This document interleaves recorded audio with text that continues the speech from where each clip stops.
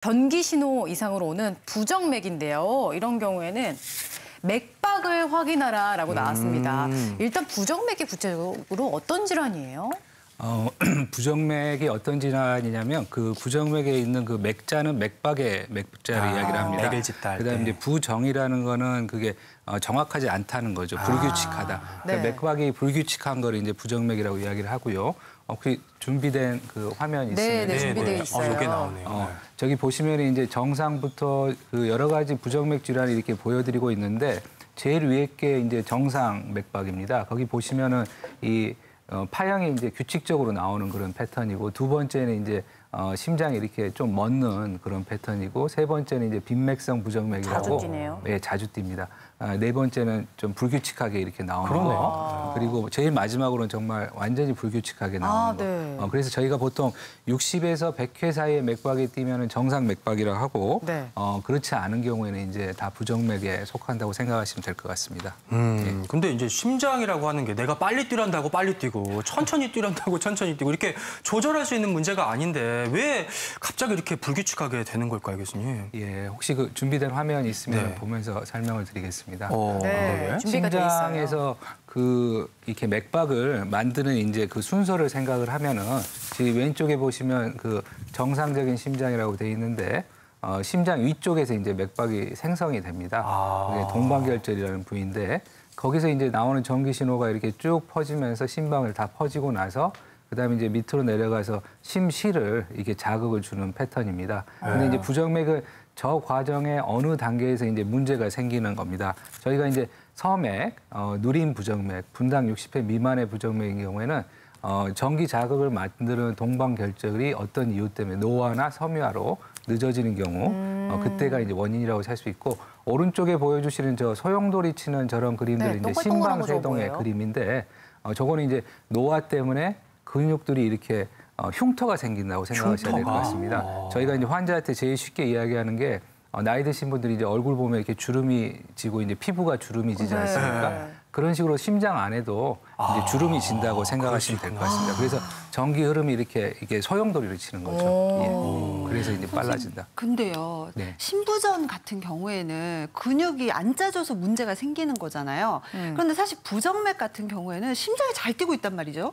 그러면 이거는 별 문제가 없는 게 아닌지 저 궁금해요, 좀. 어떻게든 뛰니까. 괜찮은 거 아닐까요? 뛰긴 뛰니까요. 네, 뛰긴 뛰니까요. 그렇지 네. 않습니다. 네, 실제적으로 보시면은 아까 이렇게 튜브로 하셨잖아요. 네. 조금 제대로 못하니까 피가 확확 못 나가는 거죠. 그렇죠? 그래서 실제적으로 돌연사의 가장 큰 원인은 사실 흔히들 심근경색만 생각하시는데 마지막 순간에는 다 부정맥이 오면서 돌연사하게 돼요. 흔히 뭐 그냥 검진하시다가 발견하는 심방세동도 좀 리듬이 불규칙한 거긴 하지만 가장 문제가 되는 거는 이렇게 짜내는 심실이 제대로 못 뛰어서 생기는 심실세동이라고 하거든요. 그래서 돌연사의 한 50 내지 85%는 이런 심실세동이 원인이 되고요. 이제 갑작스럽게 심장이 아까 말씀드린 그 전기자극을 주는 부위에 문제가 생겨서 제대로 뛰지 못할 때는 갑자기 심정지가 오는 경우도 있어서 이제 외국 보고긴 하지만요. 매년 20만에서 45만이 이런 부정맥과 관련된 질환으로 죽고 있고 이 정도는 사실 뇌졸중이라든가 폐암, 유방암, 에이즈로 인한 사망과 더 많은 정도예요. 그거에 비해서 더 많은 정도 사망을 담당하고 있어서 부정맥 이렇게 간과하면 안 될 부분이 있습니다. 심각하네요. 무서워요. 네. 지금 맥박을 재는 방법을 빨리 알아야 될 것 같은데 선생님 맥박 재는 법 좀 알려주세요.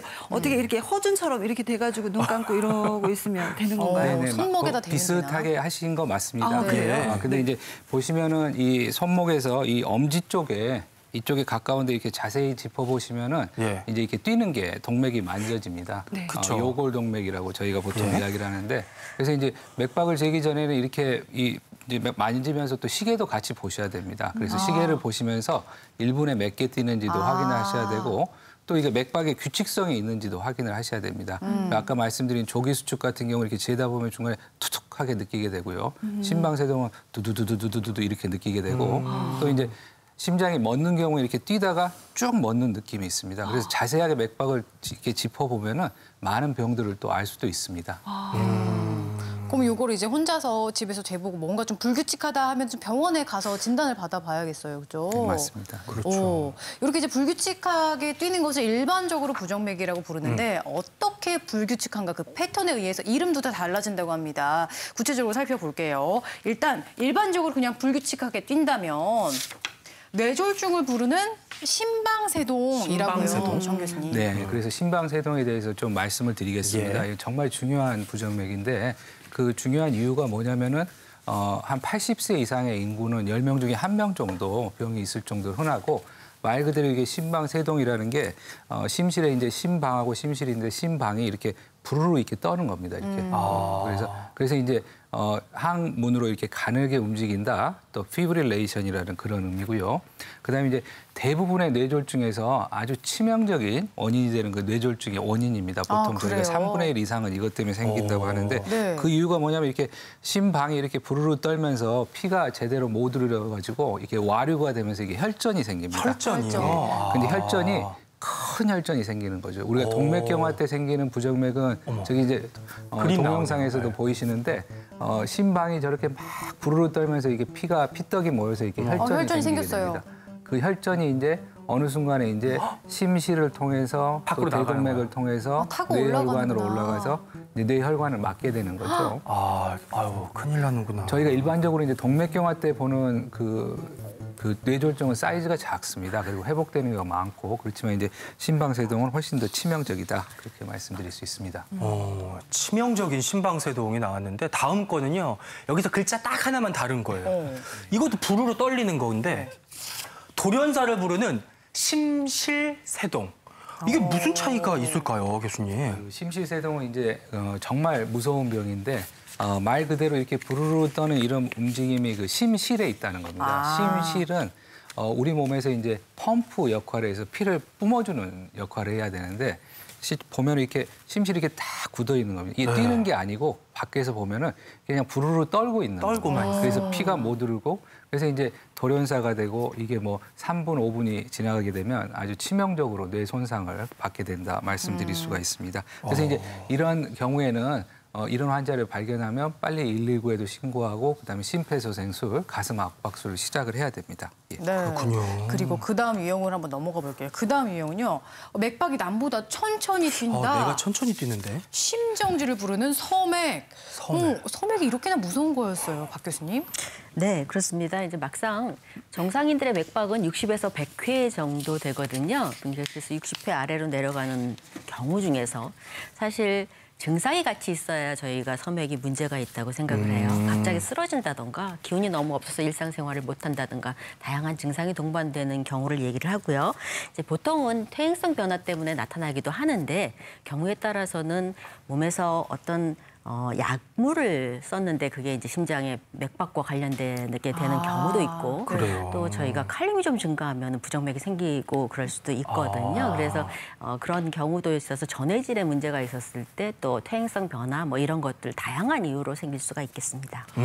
그래도요, 선생님, 맥박이라는 게 막 빨리 뛰는 것보다 약간 천천히 이렇게 뛰는 게 좀 맞아. 건강한 게 아닌가요? 덜 불안하죠. 거북이가 네. 장수하는 게 맥이 그러니까요. 안 떠서 그렇다면. 네, 일리가 있는 부분은 있습니다. 네. 이제 빨리 뛰는 것도 좋은 것 같지만 강해서 좋은 것 같지만 제대로 펌핑을 못 하니까요. 가장 중요한 건 펌핑을 하느냐의 문제인데 이제 서맥도 저희가 뭐 마라톤 선수 이런 사람들은 38회가 돼도 멀쩡히 기능합니다. 한꺼번에 확 낼 수 있는 능력이 크기 능력이 때문이에요. 있으니까. 그래서 젊었을 때의 서맥과 나이 들어서의 서맥은 조금 의미가 다른 것 같고요. 그런 의미에서 이제 이 시그널을 주는 아까 얘기하신 동반결절에 문제가 있거나 아니면 위에서 아래로 이렇게 펌핑하는 곳으로 피를 잘 보내라고 하는 이렇게 전기 자극을 제대로 못 만들어내서 그렇게 되는 그런 서맥은 굉장히 위험할 수 있겠습니다.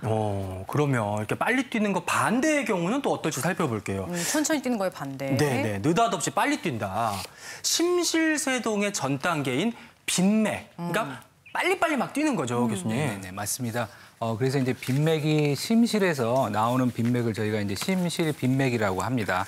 근데 이제 이게 심실세동하고도 연관이 될 수 있는 이유가 뭐냐면은 환자가 이래서 고령화가 돼서 심장 근육에 이제 이렇게 흉터들이 있을 때 빠른 자극으로 이렇게 맥박이 막 뛰게 되면 그 자체에서 또 이렇게 전기의 흐름이 흩어지면서 세동으로 넘어갈 수가 있습니다. 그래서 저희가 이제 이런 똑같은 심시빈맥이 있는 환자들이라도 고령이거나 병이 있거나 심부전이 있거나 이런 분들은 되게 심각하게 생각을 하셔야 됩니다.